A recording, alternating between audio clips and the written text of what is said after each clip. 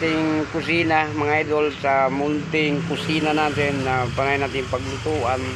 So dito nga tayo ngayon, magluto tayo nitong adobong pork, no? So bago mo tayo mag-umpisa dyan, so kung hindi pa kayo nakasubscribe nitong video na to, pakisubscribe para updated kayo sa ating bagong video. So let's go na mga idol, gagawin na natin, mag-adobo na tayo nitong pork natin. So ipakita ko po sa inyo yung lulutuin natin. Ito, ayan, nakahanda na yung sibuyas at saka itong ating mga panimpla, ayan, at saka itong suka, tuyo, at saka itong paminta. Ito na yung adubuhin natin. So bago tayo mag-umpisa mga idol, let's go na, ha. So ito nga, kung hindi kayo nakasubscribe dito ng ating video, James Dan Vlog, pakisubscribe mga idol para updated tayo sa ating bagong video. So let's go na mga idol, gagawin na natin. Nag-init na tayo ito sa ating kasirola natin. Ito, dito tayo magluto mga idol. So ito na nga, umpisa na natin. So ibaba na nga natin itong ating mga panimpla. So mabilis lang uminit itong ating kaldero. So ay yung ating rice cooker, para mabilis lang lumambot yung ating karne. Ito, palambutin natin. Yun ang ulam natin ngayon, adobo. So gagawin natin mga idol, ha. So una natin lalagay yung mantika idol, para ano na tayo, mag-umpisa tayo. Ayan, maglagay tayo ng konting paminta, tuyo, yung mantika. Ayan, okay na. So ito, mabilis lang umusok to, no? Kailangan ilagay na natin tong bawang natin. Ayan, haluin natin. Ayan mga idol. So ilagay na rin natin itong pang-awa natin, sibuyas. Okay, haluin natin. Ito na nga, dito na tayo nagluto. Haluin muna natin. Ayan. Okay.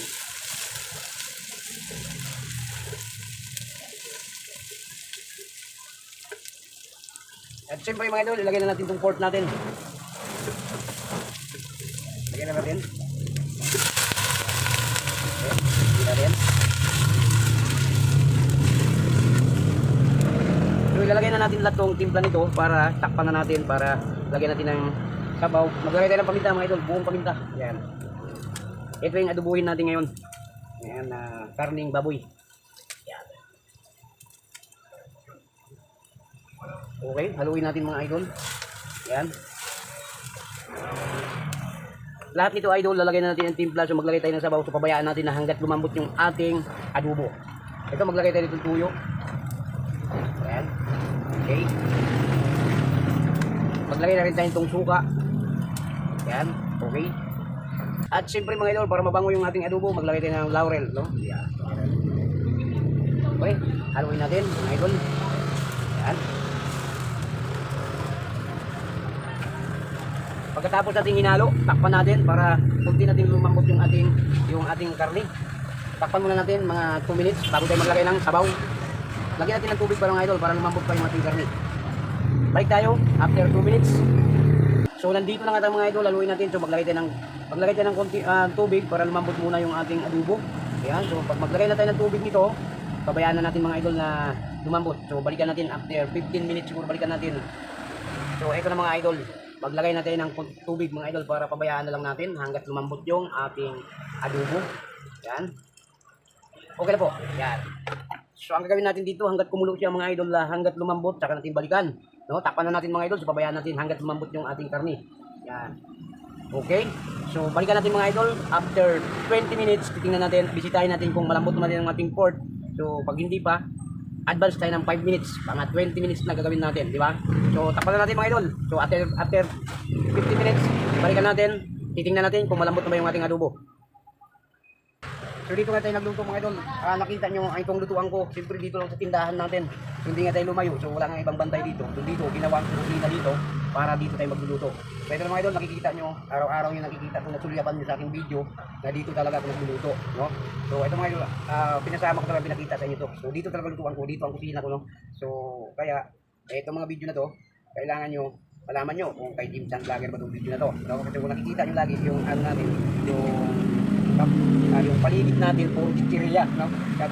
Para tayong no, siyempre dito tayo tindahan nga talaga. Kaya nakikita nyo puro chichirya. So bakit mayroong chichirya? So dito na magluluto. So dito nga kusina ko mga idol. So pinakita ko natin nyo. So after mga idol, balikan natin. So pinabayaan natin yun. Saka tayo babalik pag malambot na yung ating adobo. So nandito na naman tayo mga guys. Titingnan muna natin, bisitahin ulit natin itong adobo natin.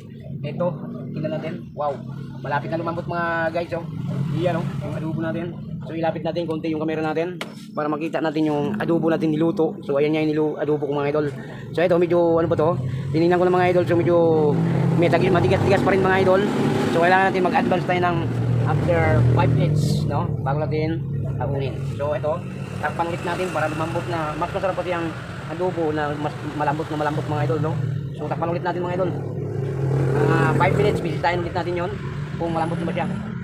So mga idol, dito na nga tayo. So bisitahin na natin itong ating adobo. So ito na mga idol, alam ko lutong na to, no? So ito na mga idol, ipapakita ko po sa inyo. Ito na yung kalalapatan ng adobo natin. Ayan na po yung adobo natin mga idol. Napaka-yummy yung ating adobo. Ayan. So teka lang mga. So mga idol, ito na nga yung adobo natin.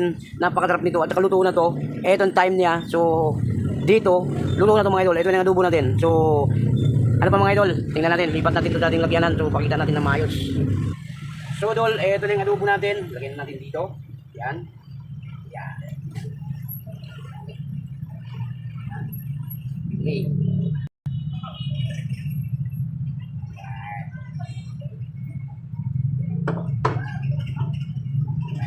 Yeah.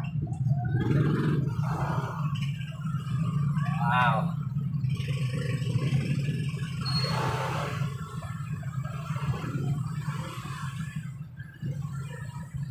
So mga idol, ito na nga yung adobo natin. Ito yung niluto na itong adobo. So, ito, tapos na tayo nagluto mga idol. So, ang pagtatapos ng pagluluto ng adobo. Bye!